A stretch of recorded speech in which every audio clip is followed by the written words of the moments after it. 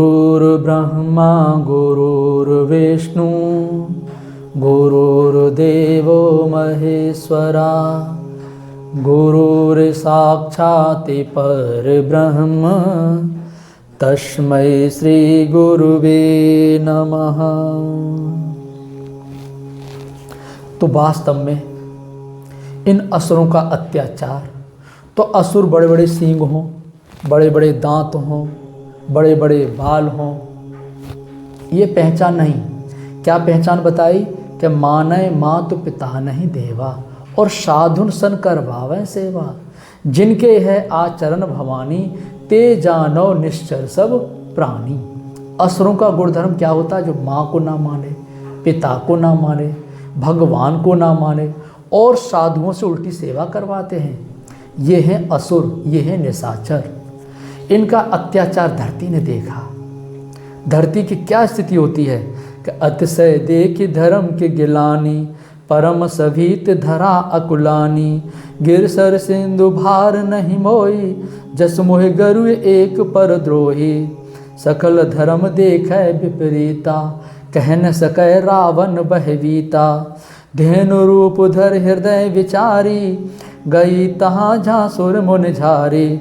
निज संताप सुनाहि सिरोई, काहू ते कछु काज न होई।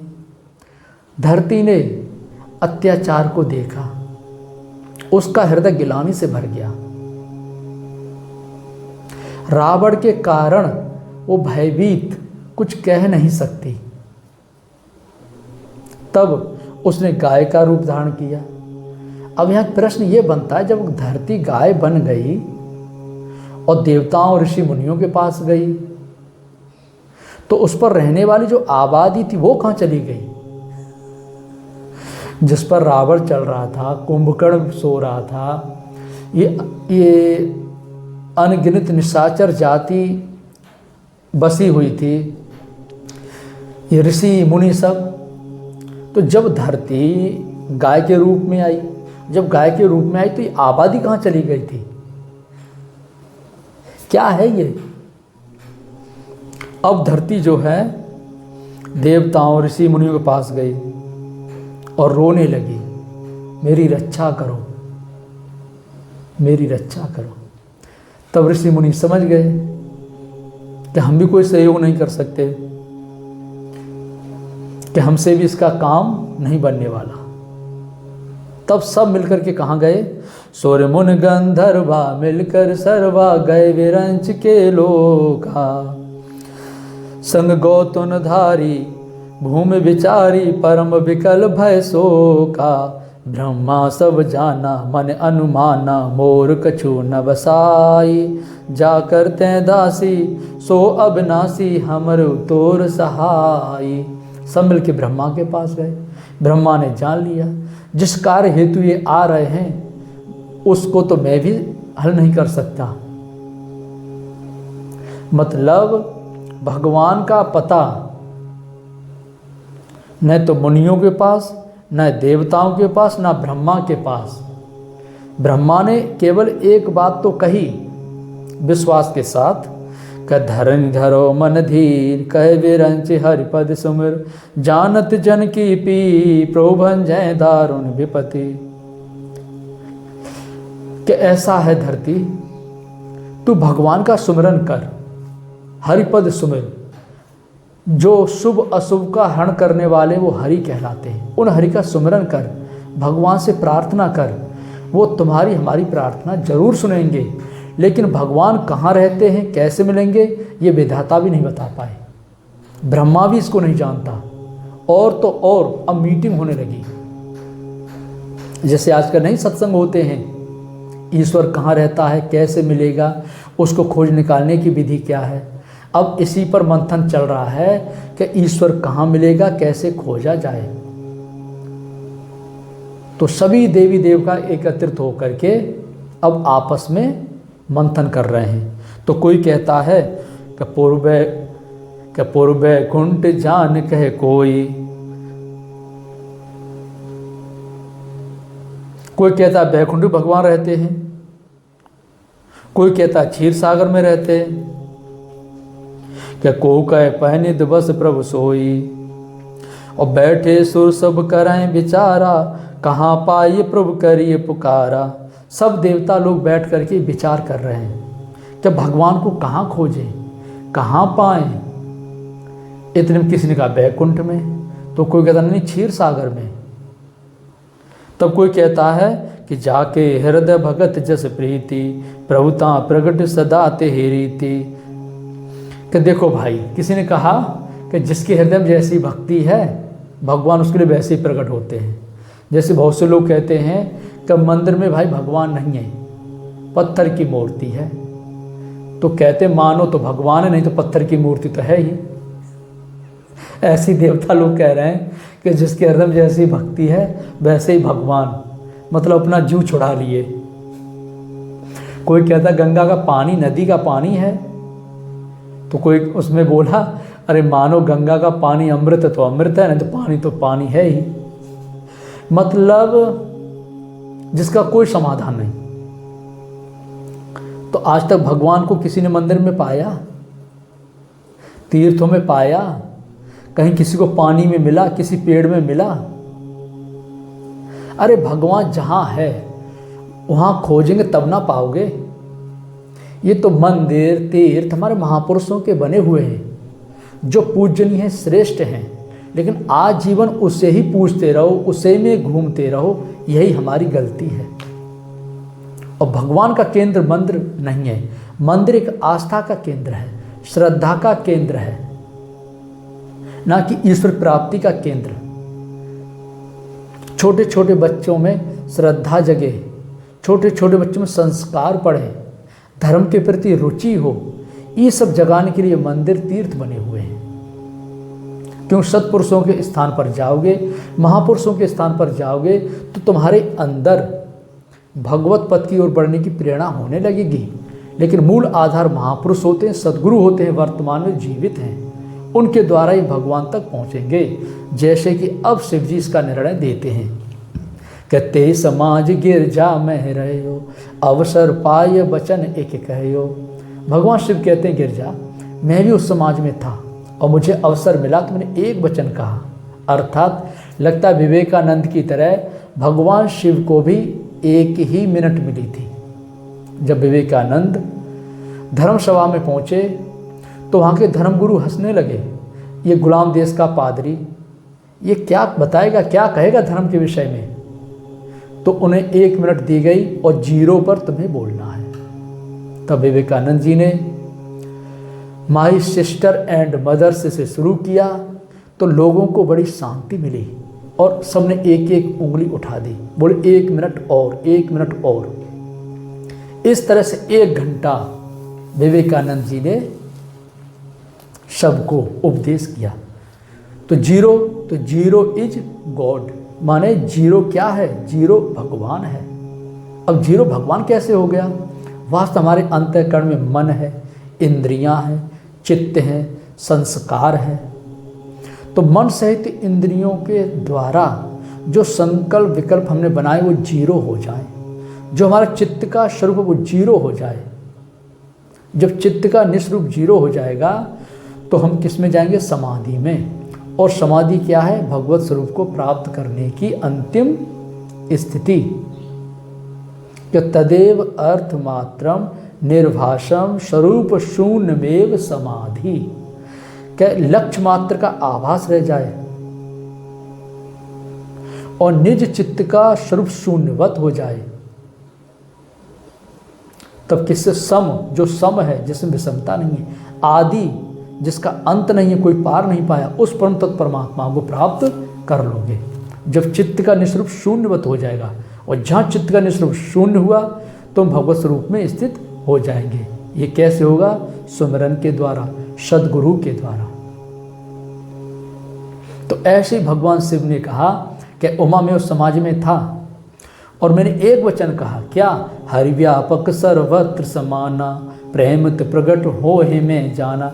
भगवान सर्वत्र हैं, सब जगह हैं, उनको खोज निकालने की विधि प्रेम है। प्रेम मान होता है समर्पण। आज ये प्रेम शब्द बदनाम हो गया है। लड़के लड़कियां बाहों में बाहें डाल के घूमते हैं, बोले ये है प्रेम। पति पत्नी के पास में रहे, बोले ये है प्रेम। वास्तव में ये प्रेम नहीं है, ये क्या है? हमारी इंद्रियों की वासना। प्रेम तो वो है जो मीरा ने किया। मीरा कहती है ना, हेरी में तो प्रेम दीवानी, मेरा दर्द न जाने कोई। जब तुम्हारे अंदर प्रेम जगेगा और प्रेम का दर्द उठेगा, इस दर्द को कोई नहीं जानता, कोई नहीं जानता। फिर मीरा स्वयं परिचय देती, हाँ जानते हैं इस दर्द को। कौन जानते हैं?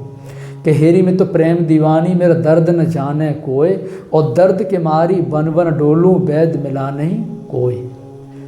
जब ये दर्द, ये प्रेम हृदय में जागता है तो फिर वो वन की तरफ भागता है, एकांत की तरफ भागता है, जैसे माता मीराबाई चली।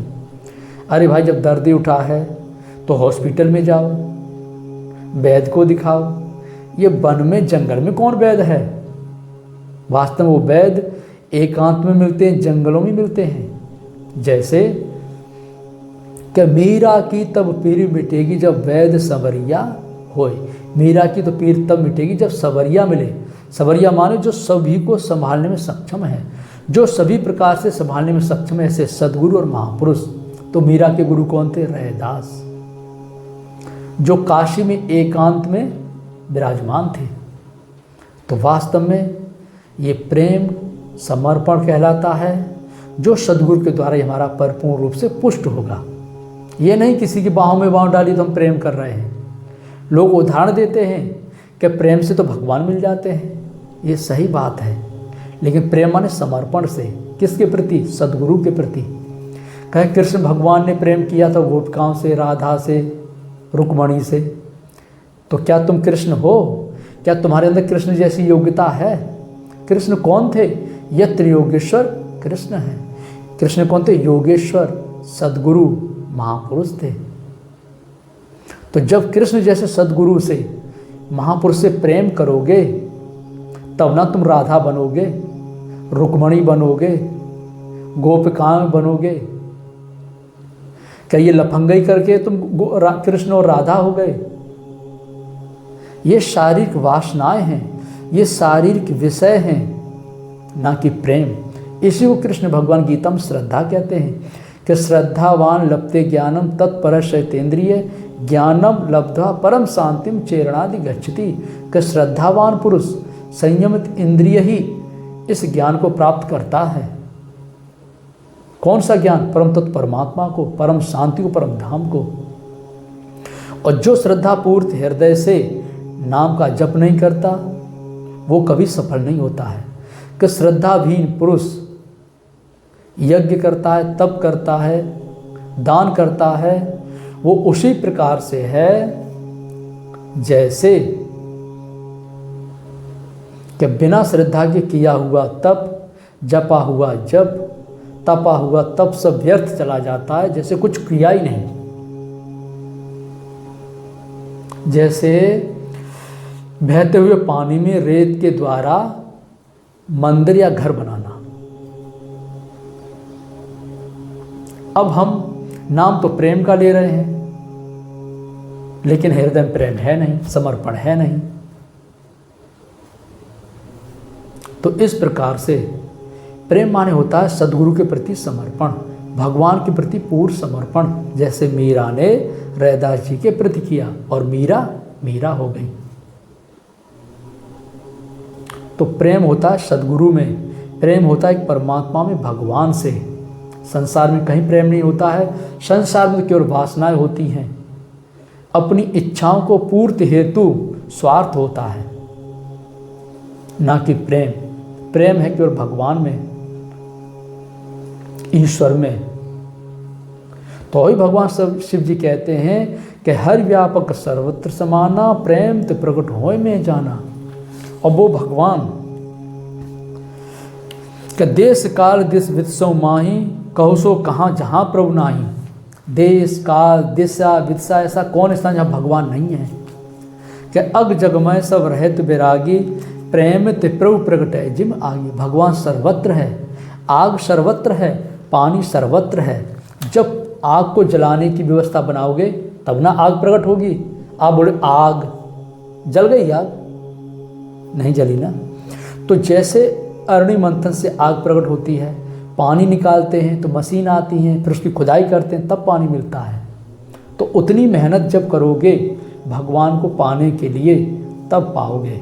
और वो क्या है? सद्गुरु का सानिध्य, सद्गुरु का बताए हुए मार्ग पर चलना। इस प्रकार से भगवान शिव के वचन सबको अच्छे लगे कि मोर वचन सबके मन माना, साधु साधु कर ब्रह्म समाना, सोन बिरंच मन हर सीतन पुलक नयन बहनीर, अस्तुति करत जोर कर सावधान मति धीर। और ब्रह्मा जी की आंखों में आंसू आ गए कि भोलेनाथ आपने हमारी आंखें खोल दी। सभी देवता नतमस्तक होकर के साधु साधु कहने लगे। तो वास्तव में शिव कौन है? क्या पूजनीय शिव तत्वनिष्ठ है। पूजनीय कौन है? जो कल्याण स्वरूप में स्थित महापुरुष हैं, अर्थात सद्गुरु ही शिव हैं। इसलिए शिव को आदि अनादि गुरु कहा जाता है। अर्थात सद्गुरु पहले भी रहे हैं, आज भी हैं और आगे भी रहेंगे। तो सद्गुरु ही शिव हैं। ऐसे शिव स्वरूप सद्गुरु को पा करके हम ईश्वर को प्राप्त कर लेंगे। और ईश्वर को प्राप्त करने के साथ साथ जो अत्याचार है उस अत्याचार से मुक्ति पा जाएंगे, आवागमन से छुटकारा पा जाएंगे। अब शिव जी के द्वारा क्या मिलता है, क्या प्राप्त करते हैं, अगले वीडियो हम बताएंगे। ओम श्री सद्गुरुदेव भगवान की।